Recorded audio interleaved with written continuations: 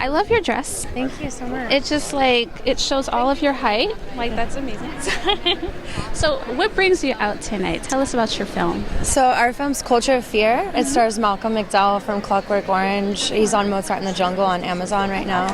Stephen Bauer from Ray Donovan. He just was up for a Golden Globe. Awesome. And then tell me more about the actual project itself. Like, tell us about it. So it's a futuristic thriller. It basically is a private eye and an investigative reporter getting to the bottom of a government conspiracy. Wow. So when I hear conspiracies, I have so many relatives that are always like talking about the newest conspiracy theory. So tell us, like, what's the craziest like conspiracy theory you've heard, or like, are you into conspiracy theories? Like, tell us about that. Very much obsessed. That's sort of where this came out of. I wrote and directed it. Awesome. So there's a lot of conspiracy theories behind one world government that the Earth will be unsustainable and population control will be something of like a dire need come like 2030. So this film takes place in 2060, and they release biological warfare in the form of a virus to kind of wipe out 90% of the population to allow the 10% to kind of remain, and that's where the picture picks up. So for this, for you, is this just your way of like letting the world know about the message? Like, what do you want the viewers to take away from this project? I love the fact that it parallels a lot of what's going on currently in politics. So culture of fear is a social term for when those in power instill fear into the masses to gain control. So that's happening every day within our media. We're like, be afraid of this so that you'll blindly follow this policy.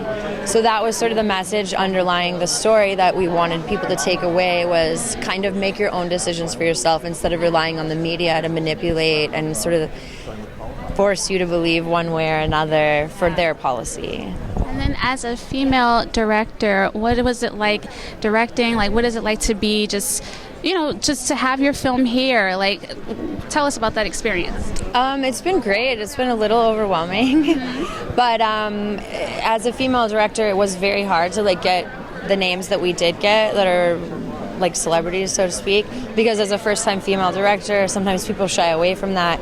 Now more than ever, it's becoming relevant and trendy, so to speak, but I like to see that inclusion coming with either diversity or for women and inclusion. It's just so important that arts and media reflects the actual population, whereas like maybe 10 years ago, it was reflecting 10% of the population. So it's really nice and refreshing to see these unique voices getting the opportunity, myself included. That's awesome.